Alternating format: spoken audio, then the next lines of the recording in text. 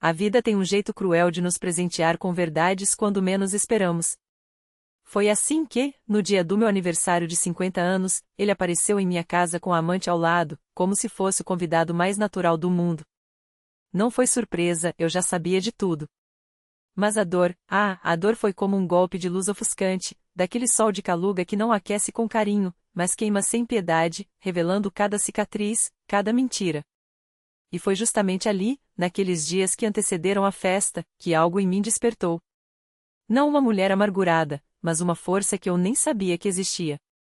Cada raio de sol que cortava as nuvens sobre as colinas de Smolensk parecia sussurrar: agora é a sua vez, Tamara. Brilhe por você, não por ninguém mais. Quem diria que a aproximação dos 50 me faria sentir mais viva do que em toda a juventude? Minha vida sempre foi uma rotina previsível, listas de supermercado, jantares apressados, paredes que guardavam o peso de anos de obrigações. Mas de repente, aquele mesmo apartamento de 3 cômodos, testemunha de tantos dias iguais, encheu-se de uma energia nova. As paredes, antes mudas, agora respiravam expectativa.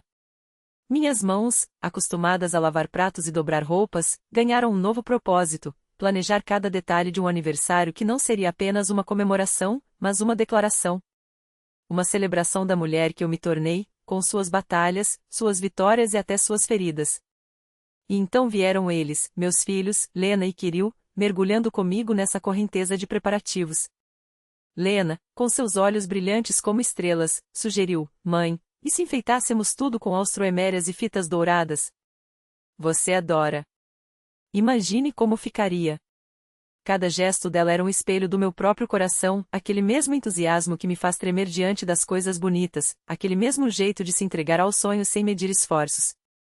Kirill, meu menino sério, que esconde a ternura atrás de uma máscara de praticidade, já estava de olho no computador. Olha só, mãe, achei uma casa de campo com varanda, igual às das revistas. Perfeito para as fotos que você queria.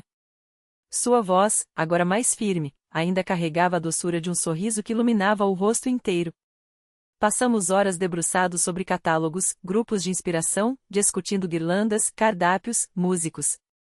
Que tal um saxofonista? Para dar aquele clima. Cada escolha era feita com tanto carinho que parecia que a festa já havia começado ali mesmo, entre xícaras de chá frio e risadas.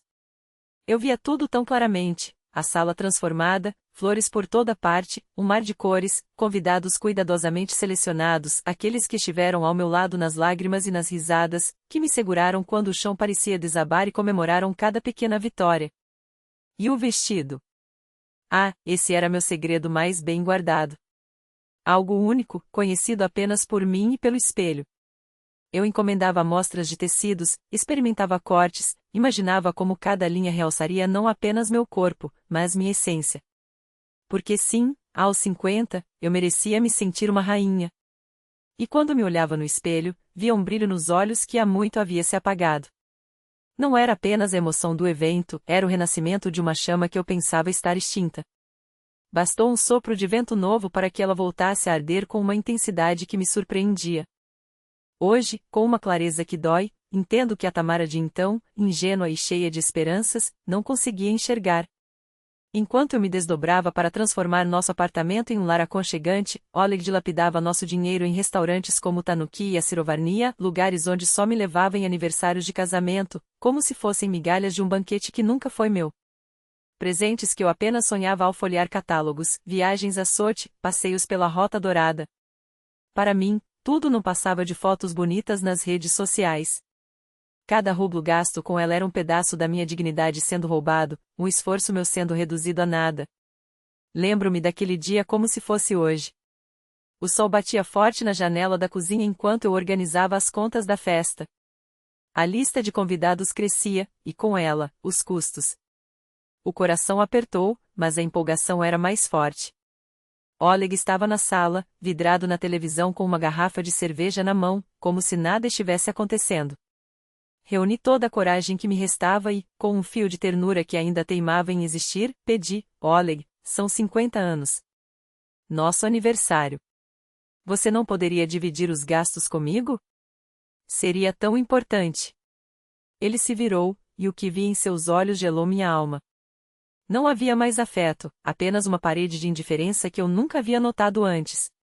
Sua resposta veio como um tapa: não posso te ajudar, Tamara. As palavras saíram como cusparadas. Doeu. Mas o que veio depois me deu uma migalha de esperança. Mas vou te dar um presente especial, disse ele, e eu, tola que era, sorri. Ainda me agarrava a palhas, querendo acreditar no melhor. Meu coração bobo pulou de alegria infantil. Um anel? Uma viagem a dois, como nos velhos tempos. Se ao menos soubesse que aquele presente seria a faca nas costas. Os dias passaram, e enquanto eu me afogava em preparativos, escolhendo as últimas flores, confirmando presenças, ele vivia sua mentira. Suas desculpas esfarrapadas já não colavam mais, suas ausências gritavam mais alto que qualquer palavra.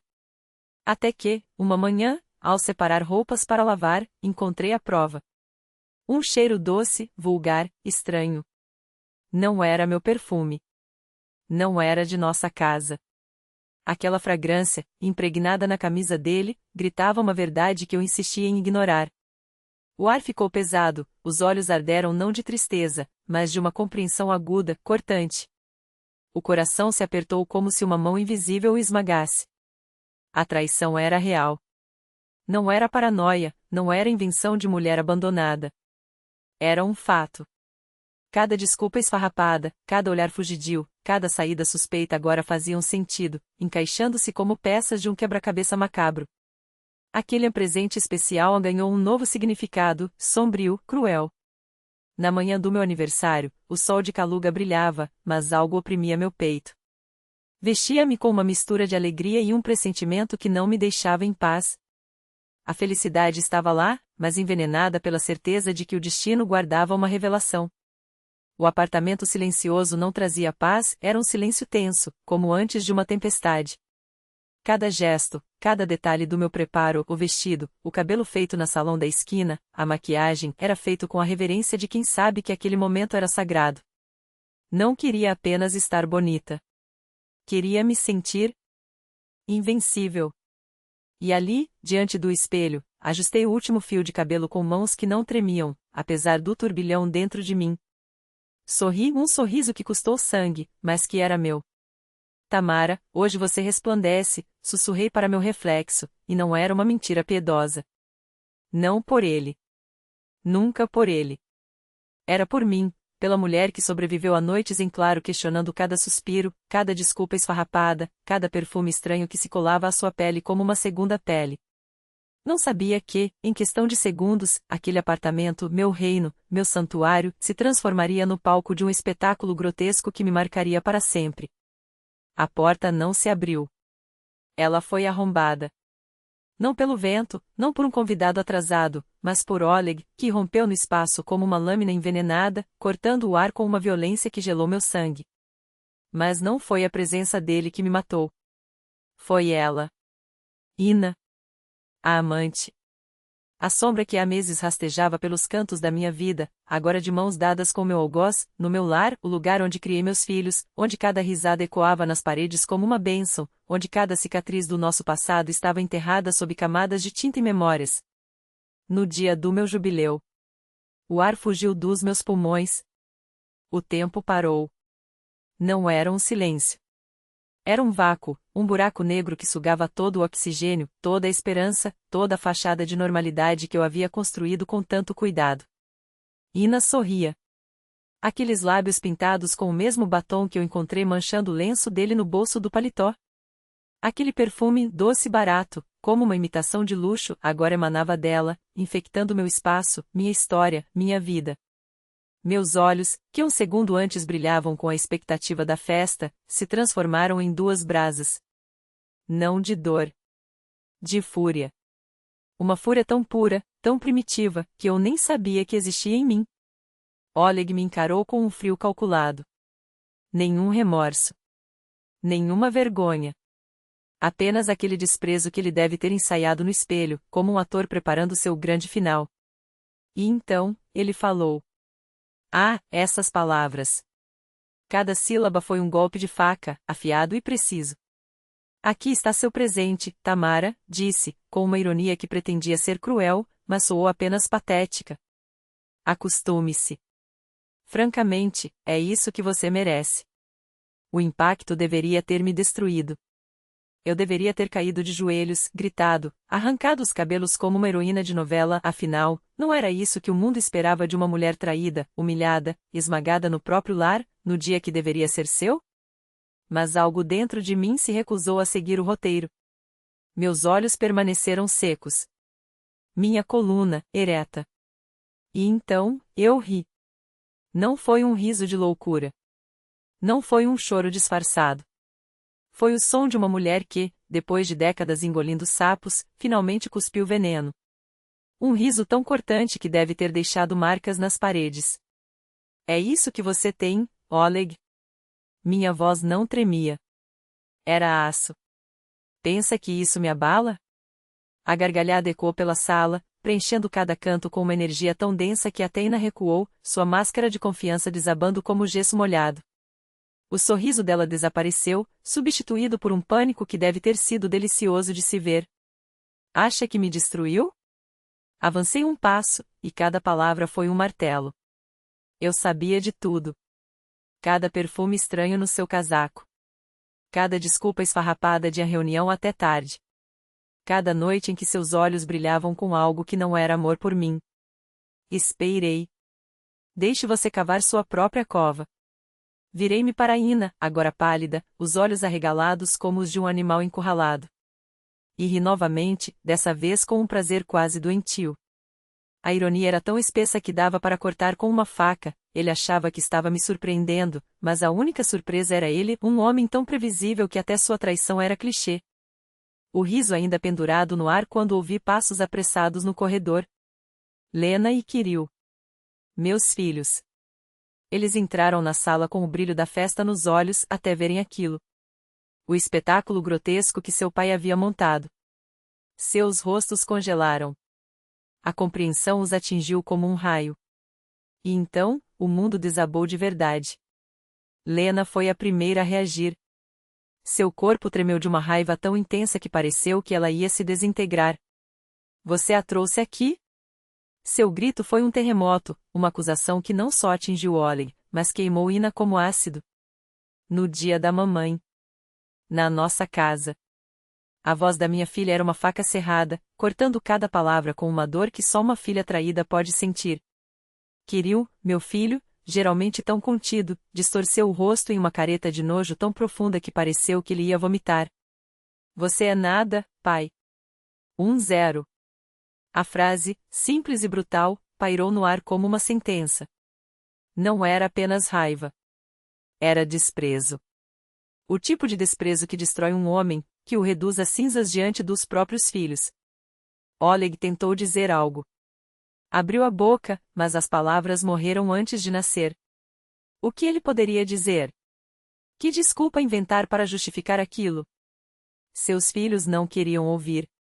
Seus olhos, os mesmos olhos que um dia o olharam com admiração, agora o esmagavam com um peso que nenhum homem suporta. Ele, o grande Oleg, o intocável, estava nu. Não pela traição. Pela covardia. Ina, que há segundos parecia tão segura, agora era apenas uma sombra envergonhada.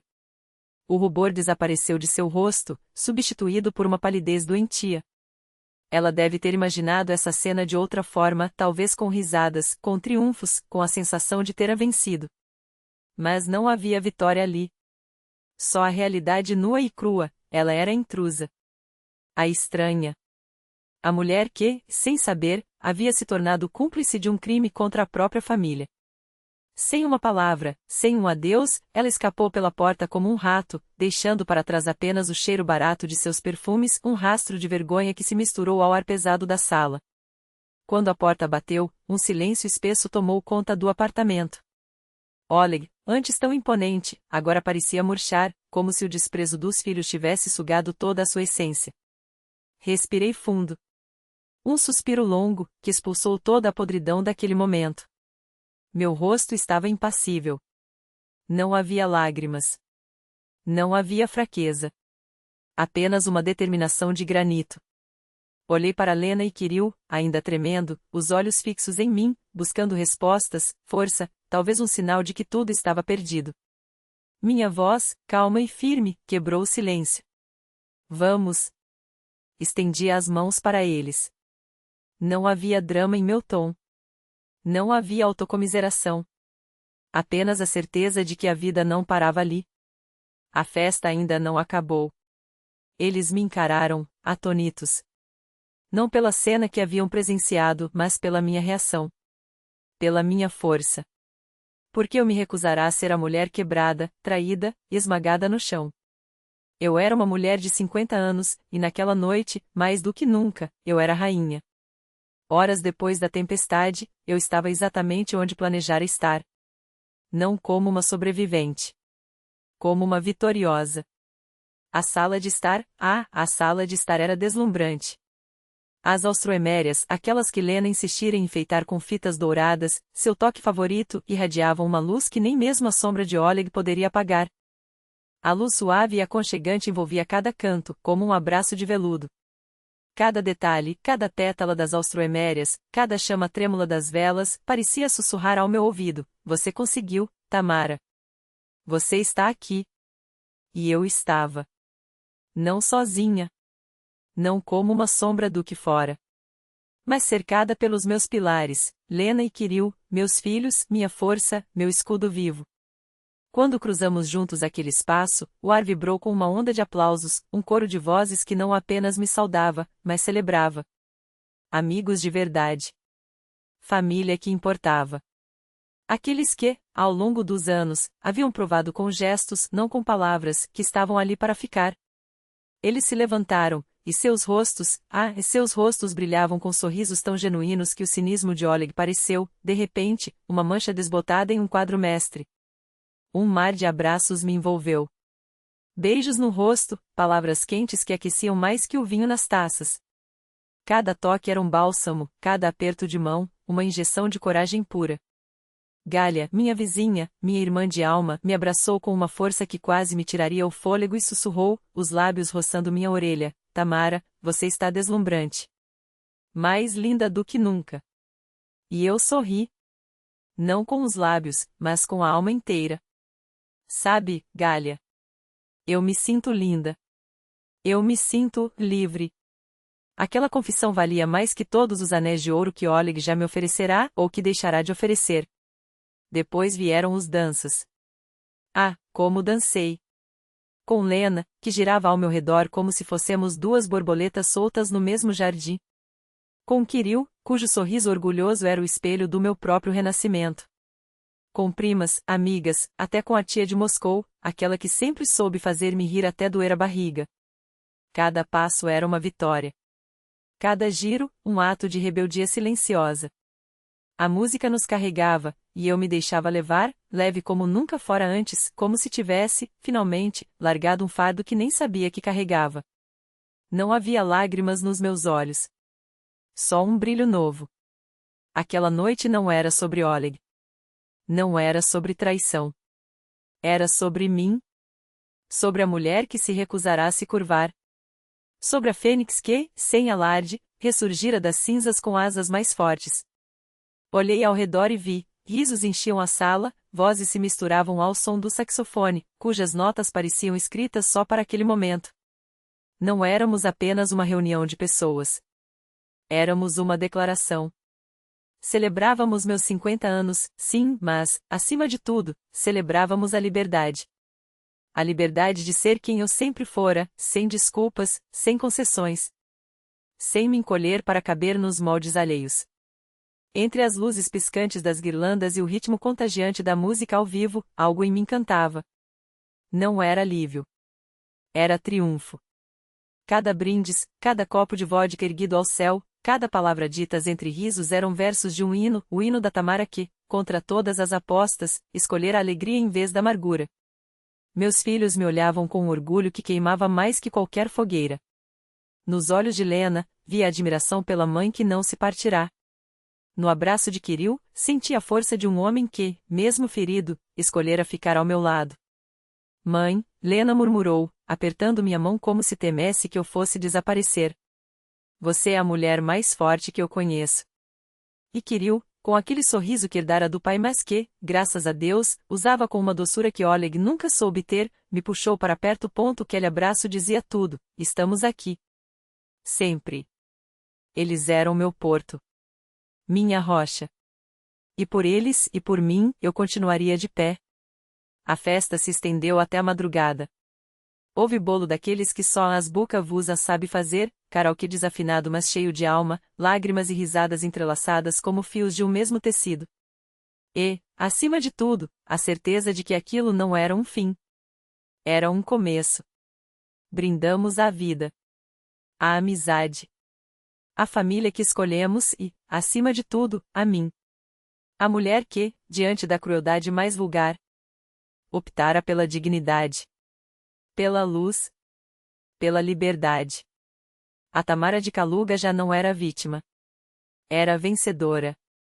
E aquela noite era a prova viva disso. Nos dias que se seguiram, a cidade pareceu vestir cores que eu nunca notara antes. O ar era mais leve. O sol, mais dourado. O divórcio, que eu imaginara ser um processo arrastado e doloroso, avançava com uma velocidade quase irônica, como se até a burocracia russa soubesse que era hora de fechar aquele capítulo. Não houve dramas. Não houve gritos. Apenas papéis assinados com a mesma determinação com que se vira a página de um livro ruim, ansiosa pelo próximo. E Oleg? Oleg começou a entender, tarde demais, o peso de suas escolhas. O homem que se julgara tão astuto, tão superior, agora vagava pela nossa antiga trecha como um fantasma sem propósito. A casa, outrora cheia de risos e pratos sendo lavados à pressa, era agora um mausoléu de suas ilusões. Eu me mudei. Meus filhos, aqueles corações gigantes, alugaram para mim um apartamento no prédio ao lado. Até comprarmos um para você, mãe. Para começar do zero, disseram, com uma seriedade que me fez chorar, não de tristeza, mas de um amor tão grande que doía. Oleg, por sua vez, depois que Ina sumiu de sua vida tão rapidamente quanto aparecerá, como um sonho febril que se esvai ao amanhecer, começou a revisitar suas conquistas. E descobriu, com amargura, que nunca amara Ina. Nem a ela, nem a ninguém. O que buscará não era paixão, mas o arrepio da traição, a adrenalina do proibido, o ego inflado de se sentir desejado, a ilusão de ser dois homens em um, o marido entediado e o amante misterioso. Quando a novidade se esvaiu, quando não houve mais mentiras para tecer nem riscos para correr, Ina não passou de mais uma sombra em sua vida vazia. O farsante caiu. E o que mais o corroía não era a solidão, mas o fato de que eu não lhe dera o prazer de me ver destruída. Não houve cenas. Não houve lágrimas públicas nem ameaças. Não implorei. Não supliquei. Minha indiferença, esse silêncio calmo diante de sua tentativa de me humilhar, foi sua derrota mais cruel. Ele esperava a guerra. Encontrou vazio. E o vazio, meu caro Oleg, é muito mais aterrorizante que qualquer fúria. Minha serenidade o perturbava porque não havia reação para justificar, nenhuma briga para distorcer a verdade. Ele era o vilão dessa história. E seus filhos? E seus filhos? Lena e Kirill não romperam laços com ele em um acesso de raiva. Fizeram algo muito pior, trataram-no com a frieza polida de estranhos. Sem gritos. Sem portas batendo. Apenas, distância. Mensagens de parabéns por obrigação. Encontros cancelados. Um silêncio que falava mais que 1000 palavras. O desprezo nos olhos deles, aquele mesmo que eu vira na sala de estar lotada, tornou-se permanente. E isso, sim, foi sua perda mais dolorosa. O desdém dos filhos era o espelho de seu próprio desdém por nós. Mas o que verdadeiramente o consumia era me ver seguir em frente. Sem ódio. Sem olhar para trás. Eu florescia no silêncio, como uma flor após a tempestade. Comecei a frequentar aulas de dança na Strela, aquele sonho antigo que Oleg sempre menosprezara com uma para que perder tempo. Inscrevi-me em cursos de culinária no Dom Culture, aperfeiçoando receitas que, agora, eu sabia, eram feitas para encher minha alma, não a de um marido ingrato. Saía com amigas. Ria alto. Viajava a São Petersburgo nos fins de semana, como se a vida fosse uma festa a qual eu, finalmente, fora convidada. Meus olhos brilhavam de um modo que jamais brilharam ao seu lado. Minha energia era contagiante, uma força que brotava de dentro, de um lugar ao qual ele nunca teria acesso. Não o procurava. Não perguntava por ele. Não dava nenhum sinal de que sua ausência me afetava, e isso o enlouquecia. Ele esperava encontrar uma Tamara esquelética, amargurada, presa ao passado, mas deparou-se com uma mulher radiante, que irradiava paz e felicidade. Dizem que agora ele passa as noites com uma garrafa de conhaque, liga séries na televisão, mas fixa o olhar na parede.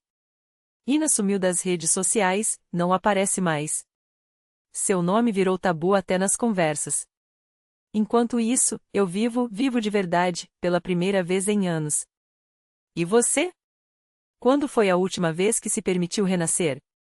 A vida não é um ensaio. É a peça. E o palco está esperando por você. Até breve.